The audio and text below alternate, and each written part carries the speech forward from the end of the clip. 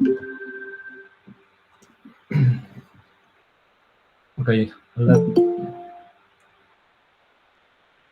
let me make some introduction. I'm Piotr Bomber.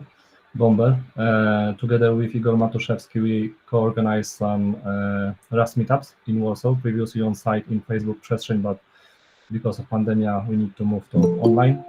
And today we have Piotr Sarna from Cela. He will introduce himself, so go ahead, Piotr. Right, so let me just start the presentation, and it will also include my introduction.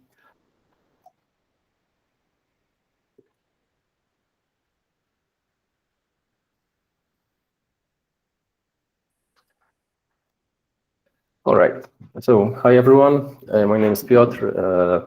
I'm a software engineer at ScyllaDB. And today I'll present to you a short case study of how we dealt with performance problems in our Rust driver at ScyllaDB. The presentation will cover a very short introduction to Cela, our driver, and then the performance case study itself.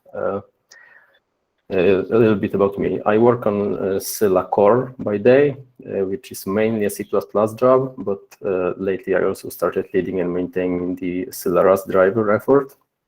I write asynchronous code every day, and I do have to admit that Rust's approach on async is quite unique and interesting.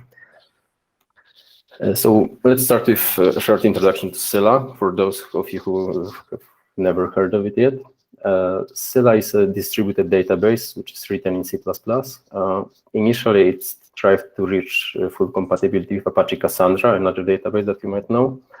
But that's long done. Now we're extending the capabilities much further. We're adding a few other interfaces to be compatible with, most notably DynamoDB. And Cela is really focused on delivering highest possible performance, squeezing everything it can from the underlying hardware.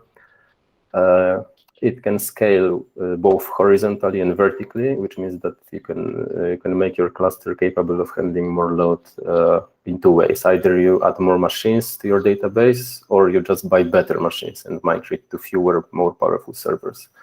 The main building block that lets us have such good performance characteristics is C*, an open source async framework, which is also in C++, and is also created at our company ScyllaDB.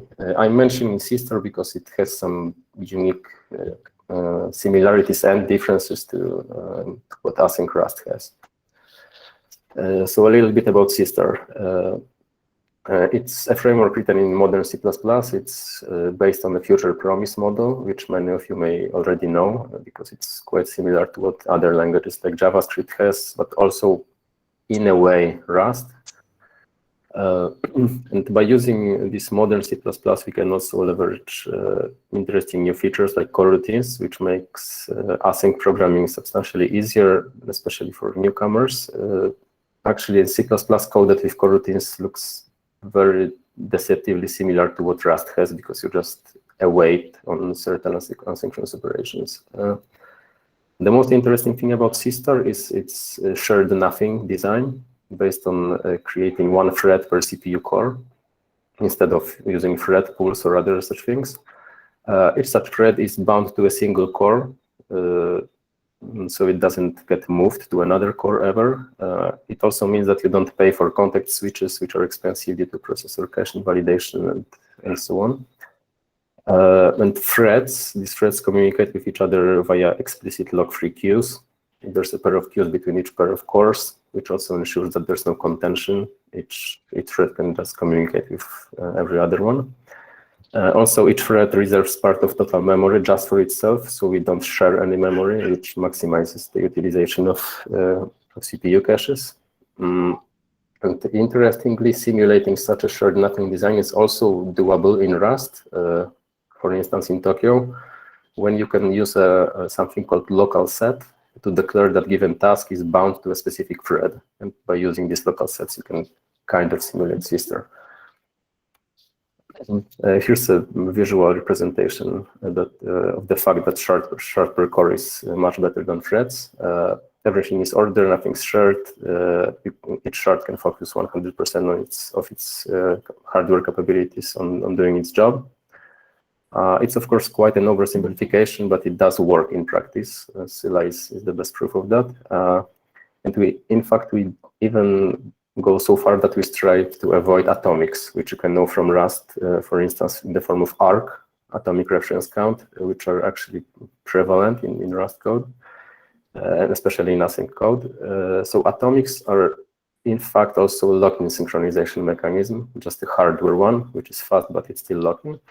And on servers that have 64 or 128 or more CPU cores, a single atomic operation can limit the actual hardware parallelism to 1 if the lock invalidates all caches and makes other processors wait. So it's really better to share nothing, and then there's even no need for atomics if you just work on your own data. And now let's actually switch to Rust.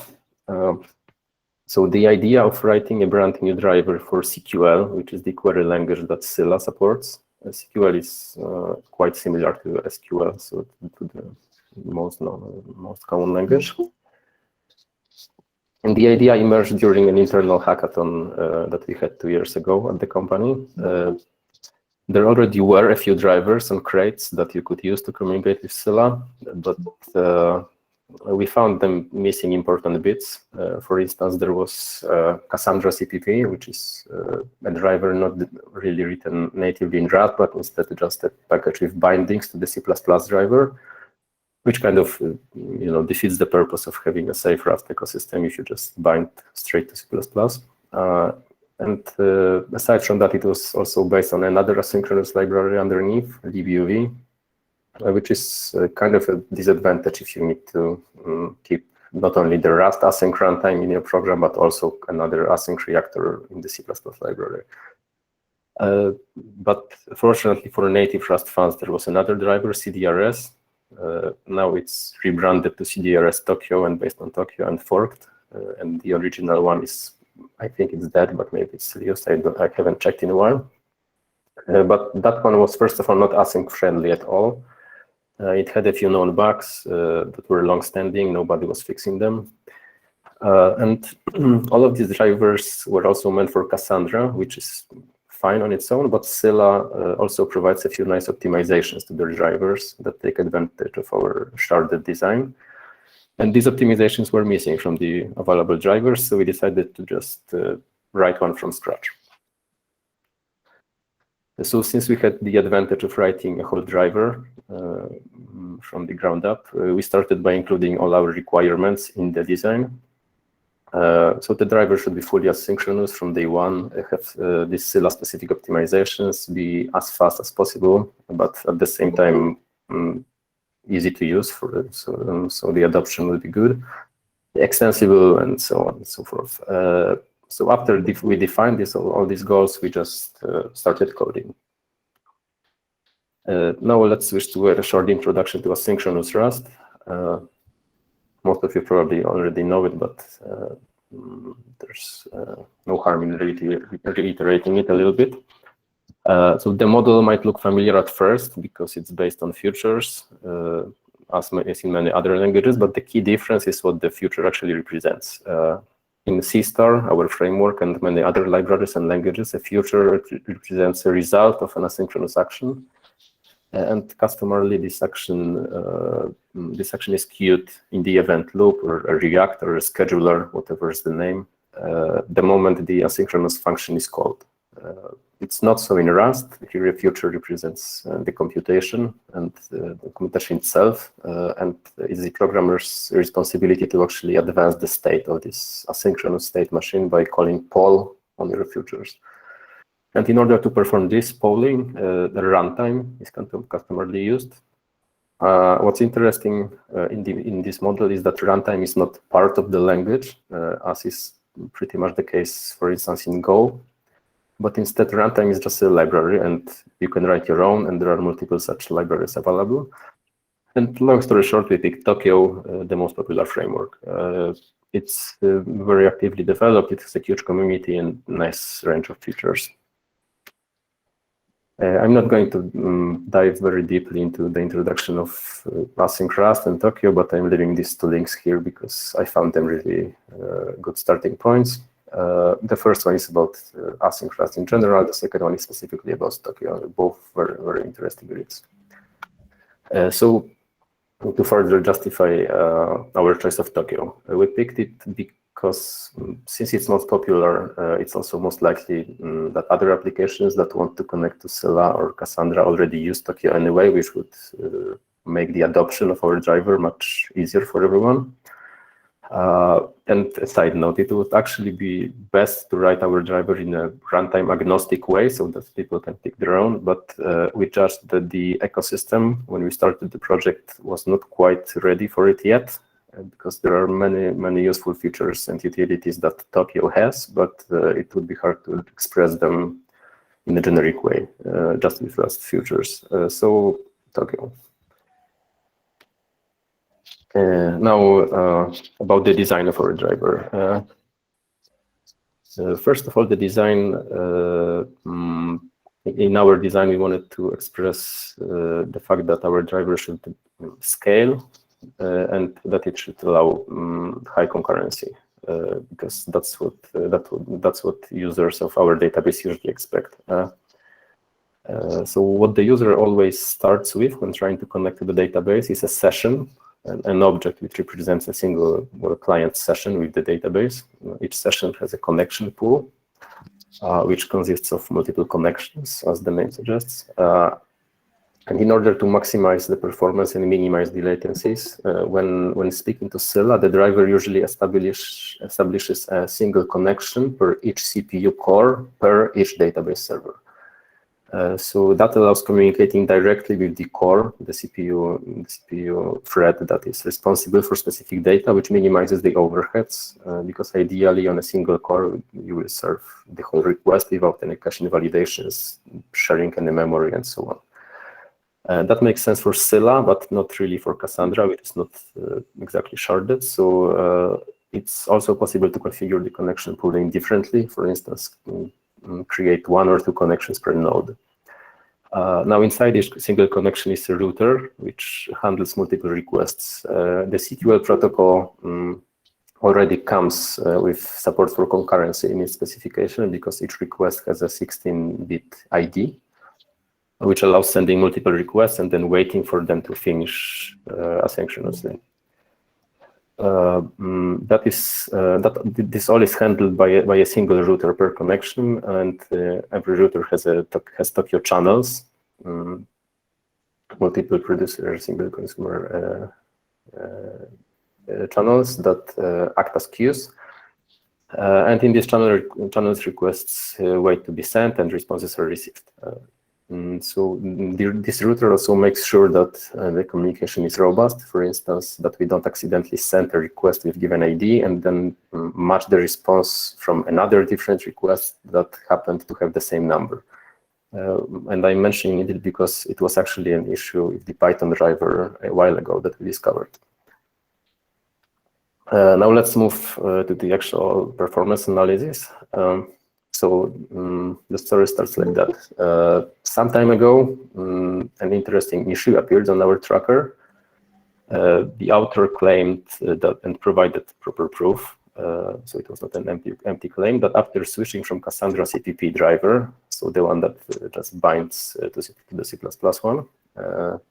So when he switched from Cassandra CPP to our Cela Rust driver in his project, he experienced a consistent 50% performance drop, which is worrisome.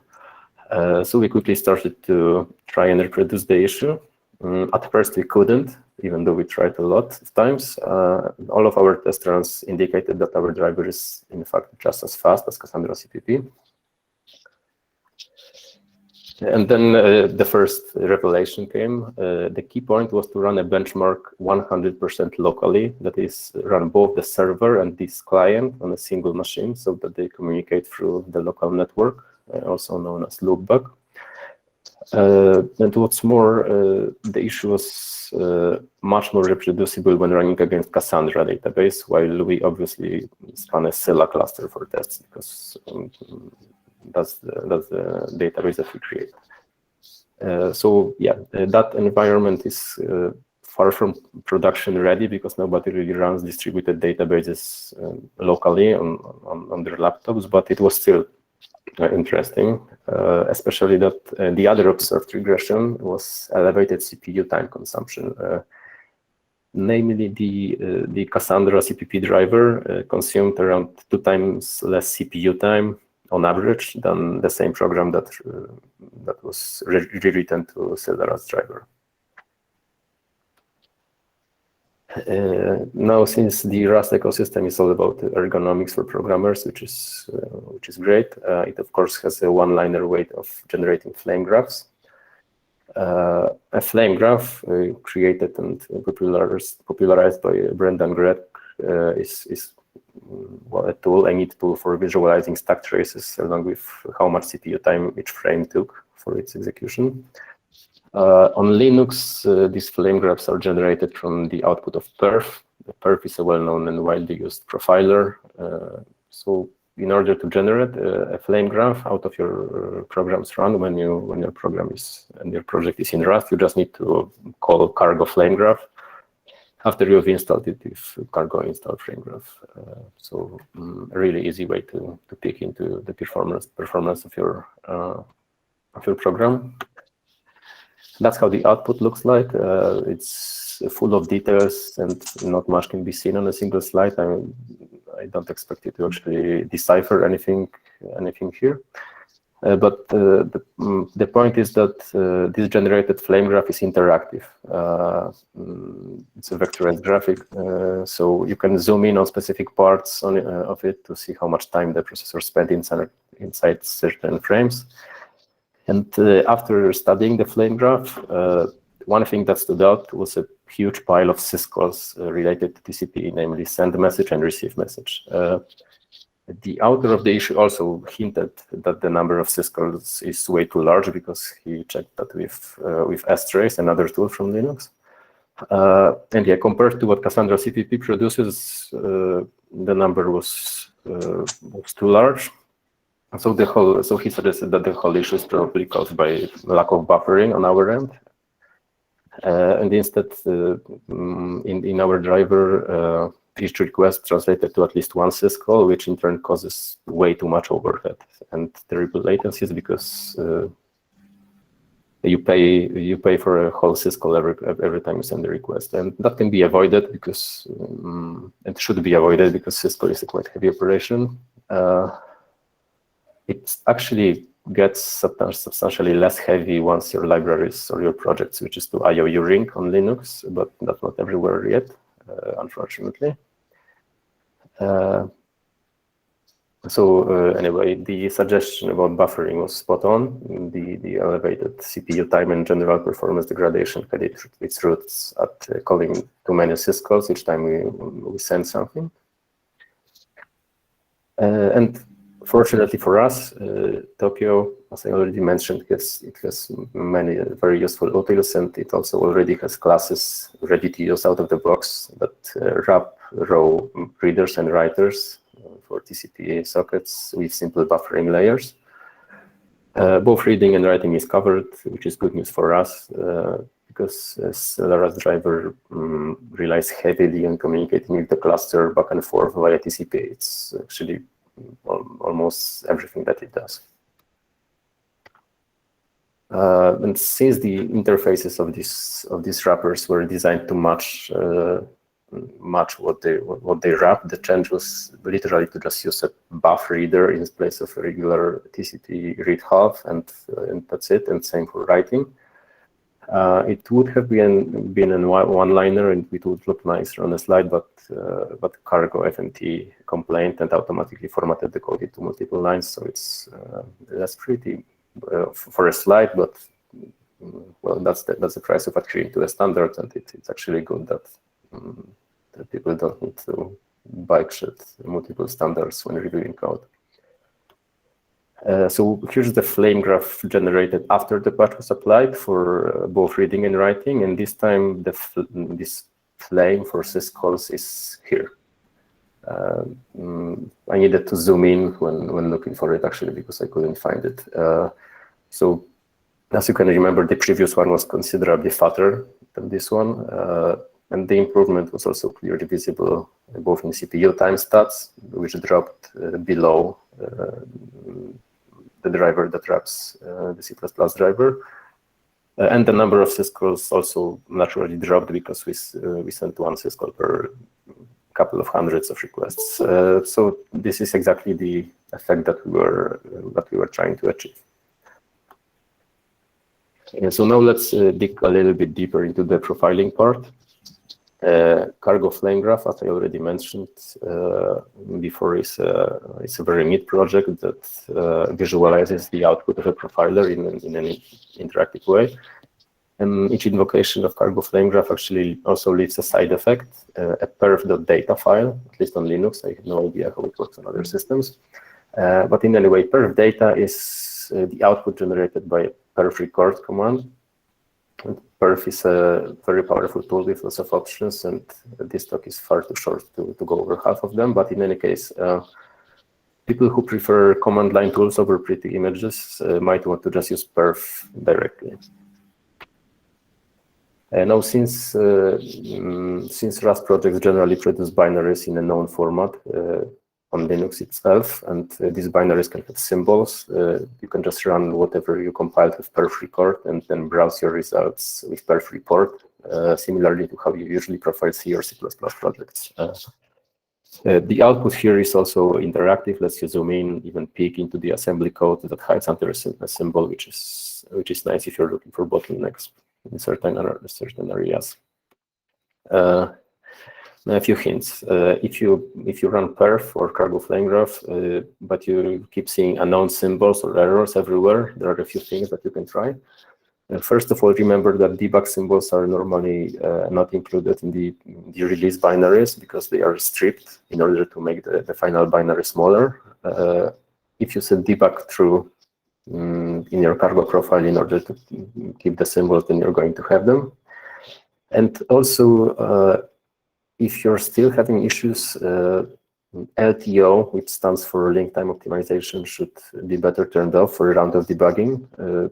While it can speed up considerably the execution time of your project, when you run it, you can also mess up the debug symbols.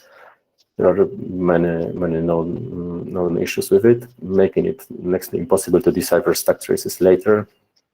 So usually it's better to just turn it off when looking for some bottlenecks. And finally, Linux is quite protective of your safety by default, which is good, and that it doesn't let non-root users, so no super users, peek too much into kernel symbols and perf events because they are potentially fragile, might make it easier to break into the system. So if you want to be able to access these symbols without being a super user, or in other words, if you're tired of typing sudo every time you need to run perf, you can turn these protections off with these two lines. Now here comes this couple of slides. Here come the couple of slides with the part that's most interesting for me, at least. So right after we were done celebrating the new improved performance of our driver, another issue emerged. I think it was even the same day. But this time it was not directly the fault of our driver at all, although we did also see that Cassandra CPP behaved better in that case, but for a totally different reason. Yeah, back to the root cause. Instead of the fault being in our driver, there was a subtlety, there actually still is a subtlety in Rust async combinators like futures unordered. That can be a real performance pitfall. A word of introduction first. Combinators are like mini runtimes, mini schedulers. They are classes that allow you to combine multiple futures into a single structure and wait for the results or some of the results and so on. Very useful if you don't know upfront how many futures you're going to wait for, or when you just generate futures in a loop for some reason.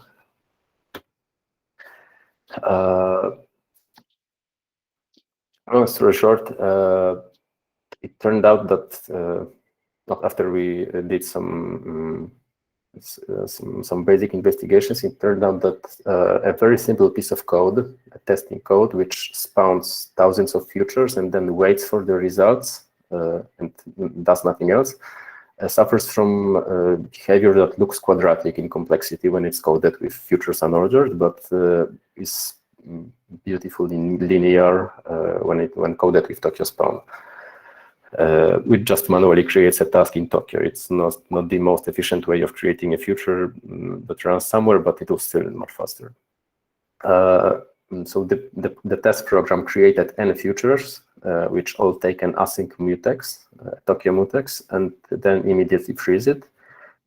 And you can see that on these results on the slide. When we double the number of futures that we produce, the execution time of the implementation based on futures unordered quadruples, while the Tokyo spawn implementation rises 2 times as expected. So we suspected strongly that there's quadratic behavior somewhere in futures unordered.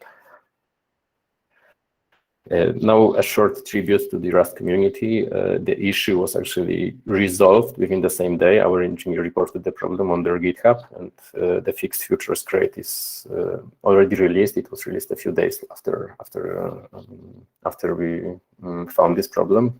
So it's a really fast-pacing community. That's great. Now, what was the root cause? Let's start with a substantial difference between Async Rust and most other languages and libraries that I found quite surprising and interesting, because C*, our framework, is also different in this part from Rust. In Rust, when you await on a future, it doesn't mean that you give control back to the runtime.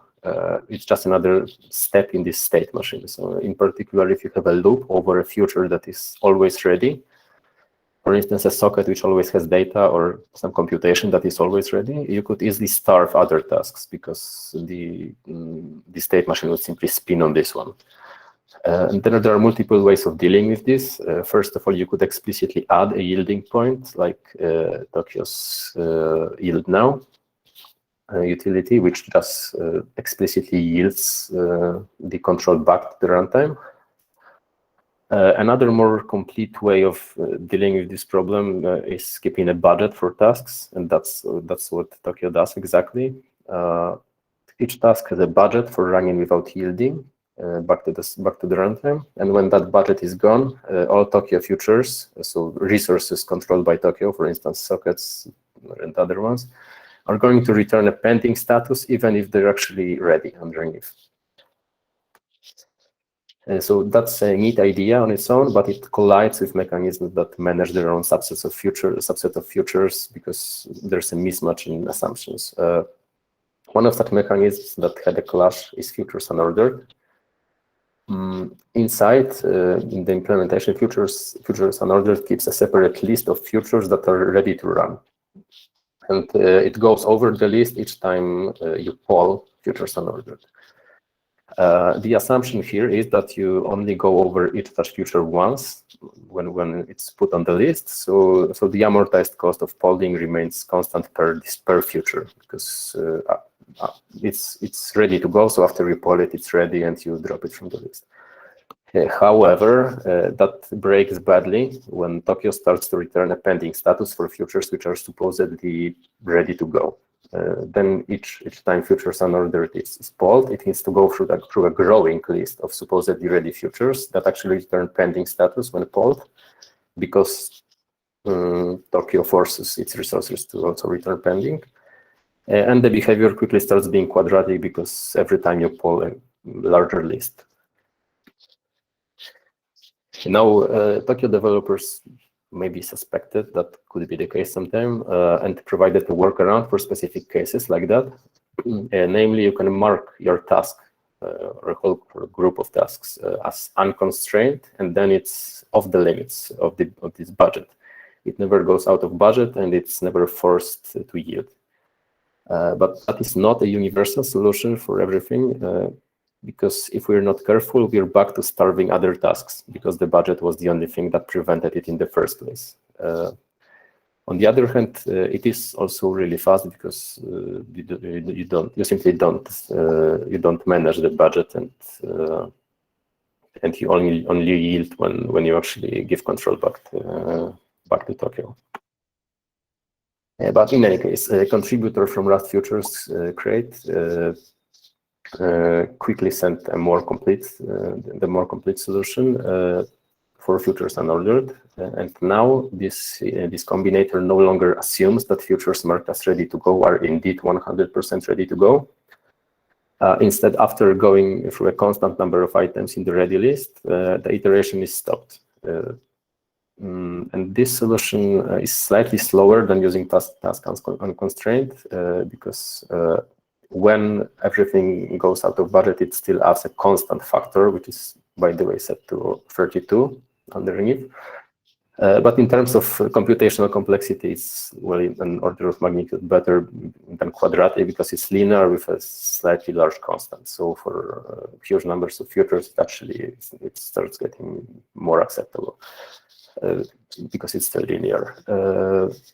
Perhaps it's a small cost for being able to avoid starving other continuations, so we don't need to mark anything as unconstrained. And by the way, the reason why we suspected that the problem was initially in our driver was because this Cassandra CPP wrapper over the C++ driver didn't really have the problem, but the real reason is that these chains of tasks in our driver is rather large because everything is coded in Tokyo, while in Cassandra CPP it's really short because you just immediately give the control over to the C++ implementation. So actually everything was still quadratic, but it didn't reach a high enough number of tasks to be observable as a problem. Because there was many less tasks in the futures unordered queue, and I mean the same number of tasks, but they were shorter in terms of using Tokyo resources. Now, last part of my presentation is about debugging and profiling asynchronous programs specifically. Those of you who ever debugged a backtrace of an asynchronous program, C++ or Rust. Well, and if you debug it in GDB or any other tool that is able to print stack traces, you might have seen such a backtrace that I present here, which is technically correct, but also usually entirely useless because it stems from this reactor and event loop, then denotes current task, and then just fails right after that, and you don't know what happened before really, because due to the asynchronous nature of the program, the frames here are not interesting because they just show a single task. We know which task failed, but we don't know the whole history of it, and so on.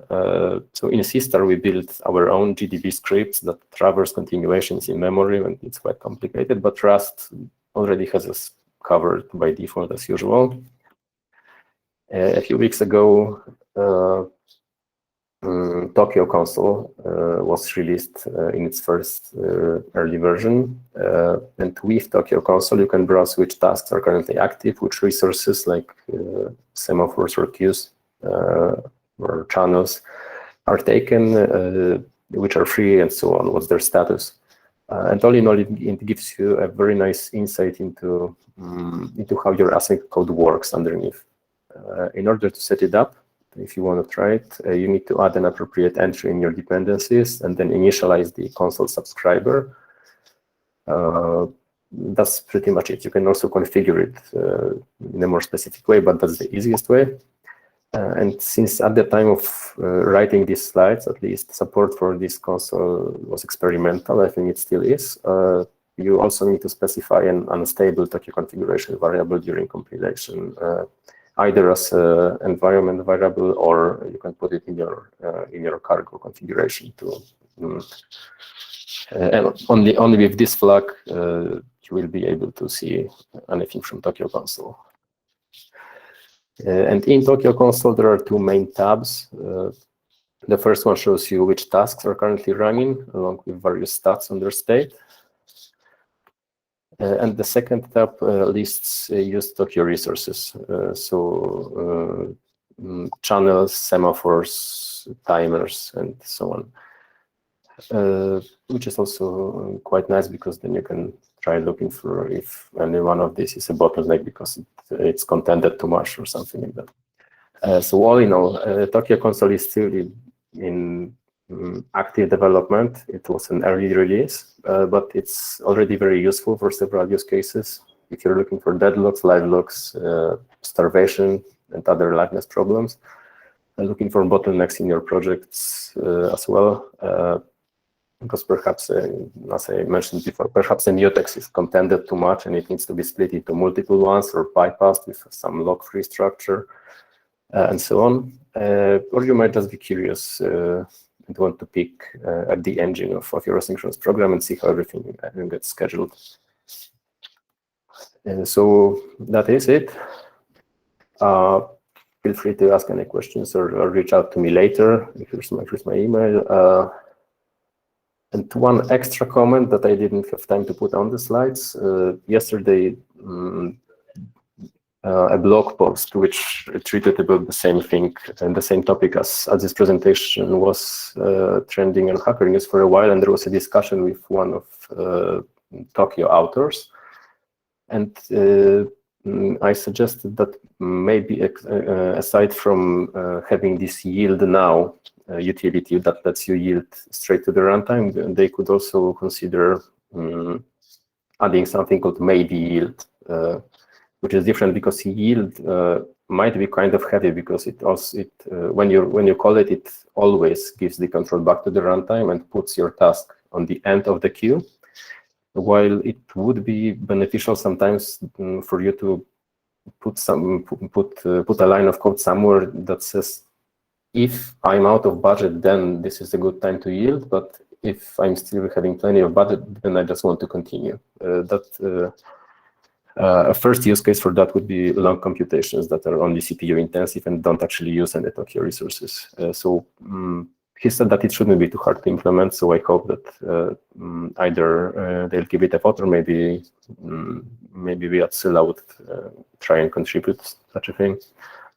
But in any case, the discussion itself was very interesting as well. And this time it's really over. I have nothing else to say, except if you have any questions, which I will be happy to answer.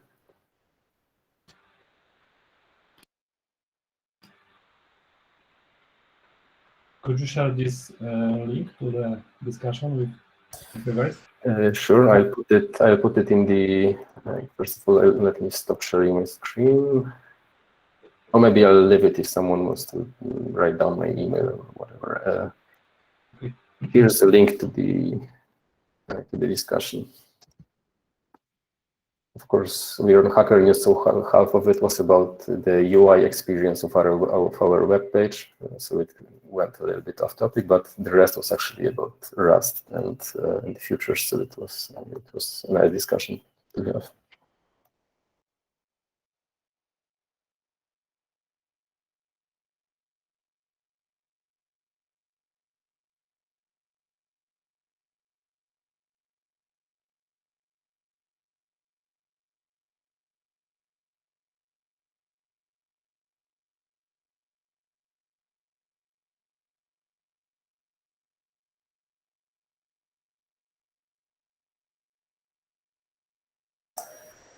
Okay, looks like there aren't any questions, so feel free to reach out if you come up with anything later. And meanwhile, a question: Are we having these lightning talks, and should I keep the recording, and should we cut it right now?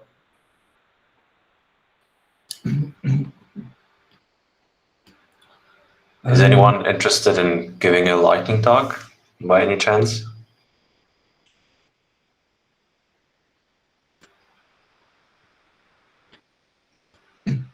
Nothing interesting in Rust developed?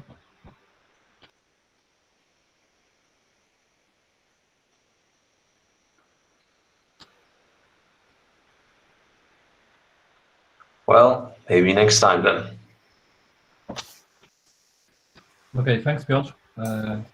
Thanks a lot. So let me stop the recording right now, and then we can discuss it off the record.